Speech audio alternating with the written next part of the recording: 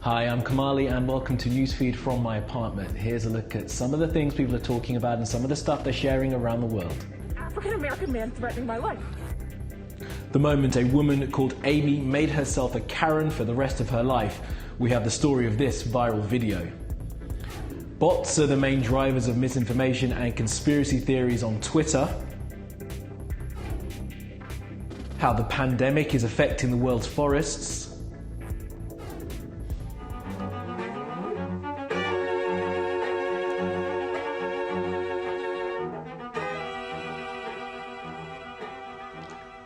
And a drive back in time, a legendary theme redone for social media.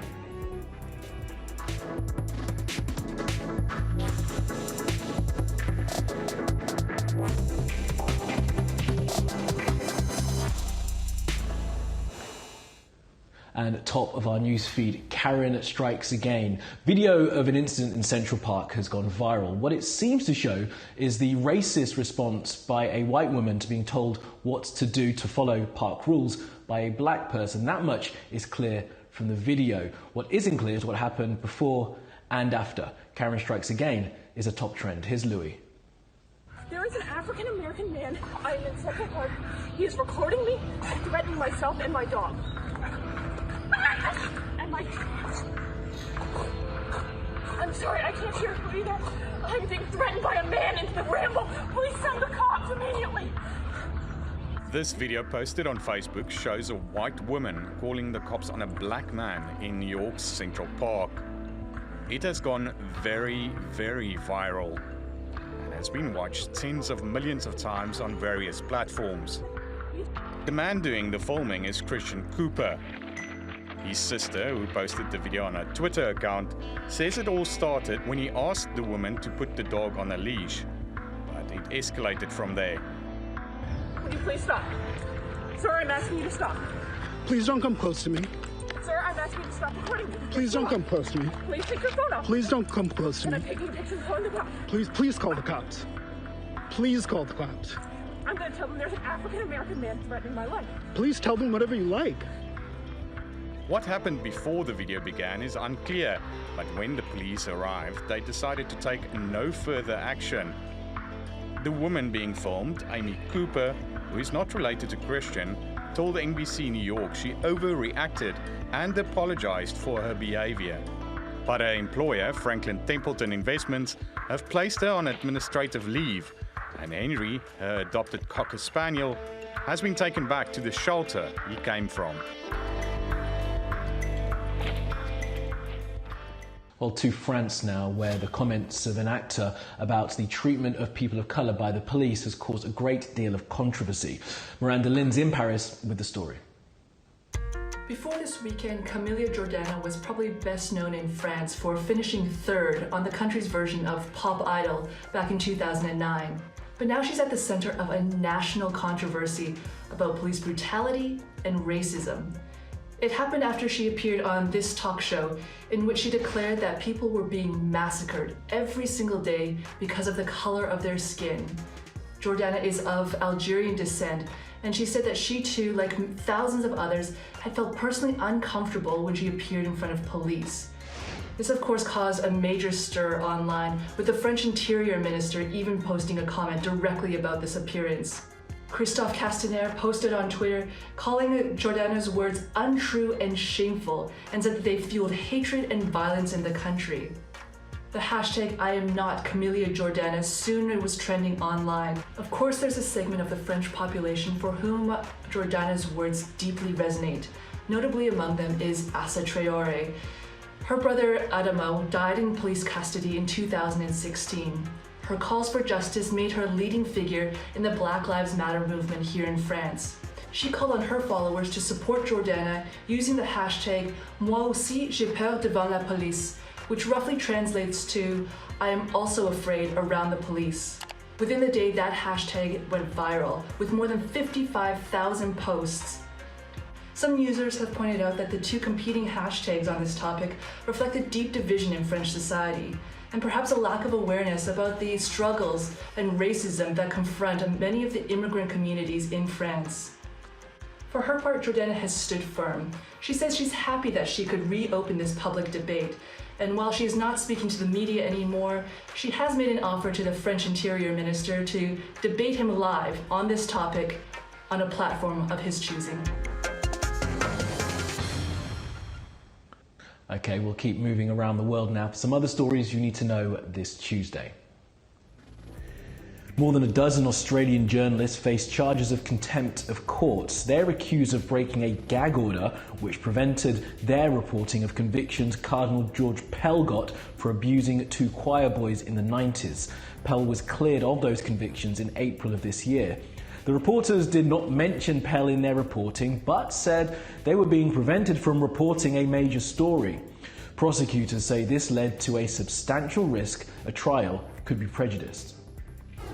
Billionaire Richard Branson failed to get more investors in his Virgin Orbit business, his attempt to get into the commercial satellite market.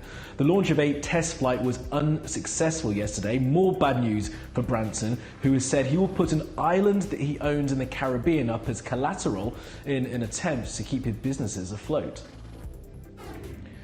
Claire Boucher, who goes by the name Grimes, and Elon Musk had a baby which they called XAsh-A12. But the state of California said that was not allowed because only the 26 characters of the alphabet can be used for a person's name. So now the child is called XAsh-A12, but the 12 is replaced by the Roman numerals X11. The news came on Grimes' Instagram account. Good job, this child will be raised by billionaires. Wikipedia say they're going to bring in new standards for their platforms. The online encyclopedia is the reference point for many internet natives and can generally be useful dependent on the topic you're reading about. It's always important to remember that it is edited by its users. Some entries are used as a way to offend and harass people. Wikimedia say they hope their new code of conduct will help crack down on toxic behaviour by some of its volunteers.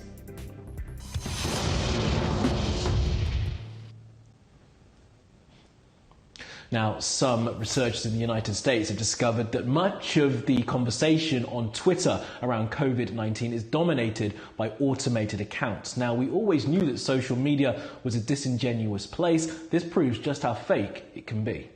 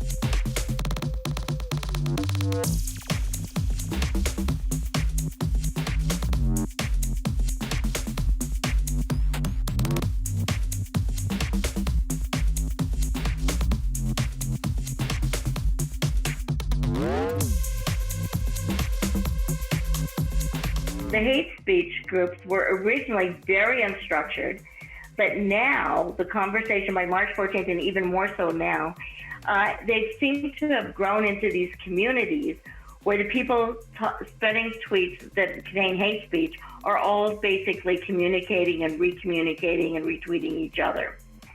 Over time, these groups we can actually measure this, and what we see is a huge decrease in entropy for those spreading hate speech over this, meaning that those groups are becoming much more clustered and much more only talking to each other.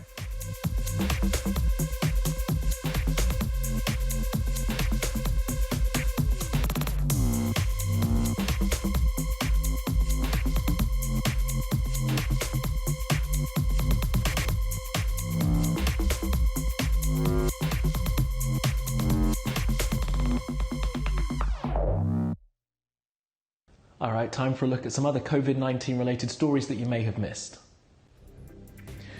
There are a number of petitions on the website change.org which are calling for Dominic Cummings to be sacked. Cummings is the top advisor to the British Prime Minister, and he broke lockdown rules by travelling 400 kilometres to his father's farm because he and his wife were sick and they were concerned about childcare for their 4-year-old son. One of the petitions has 650,000 signatures. The World Health Organization say they will suspend trials of a drug called hydroxychloroquine as a treatment for COVID-19. It's been found that people who take the drug, which is meant to be for malaria, but take it for COVID-19, are then more likely to die and develop heart problems. Donald Trump says he has been taking the drug.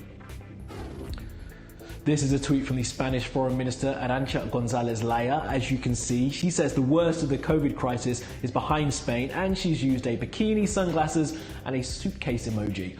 It's an attempt by Spain to show they expect to be open to tourists this summer. She says they will reopen the tourism businesses in July and welcome international guests. What are you doing? I'm animating.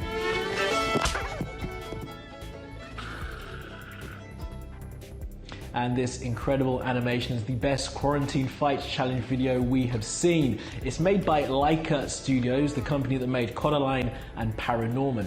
It's great, and you should watch the whole thing. Go to Leica Studios' social channels to see it for yourself.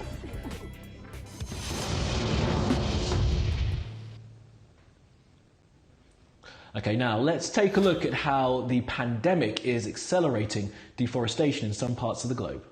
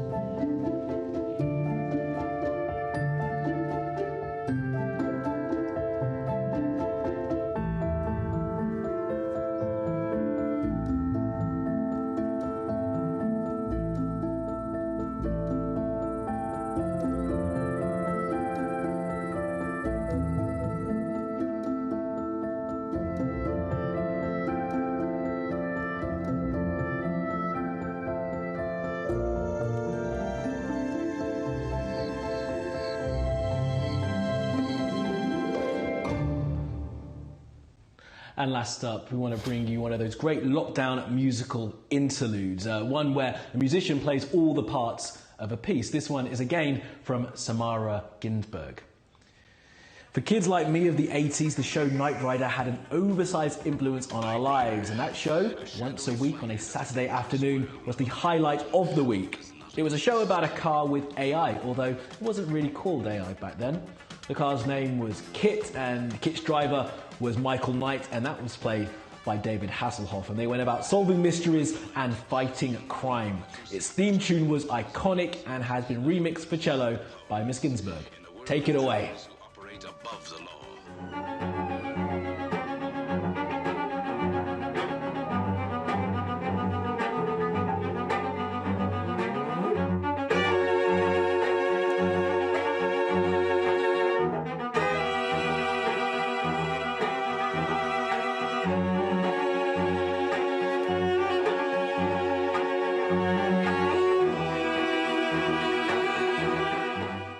And that is it. Do stay home if you can and stay safe. If you want to get in touch, you'll find me on Twitter at Camelia Melbourne. If you're watching this on YouTube, please be sure to hit that subscribe button. Thanks for being with us, and we'll see you again tomorrow.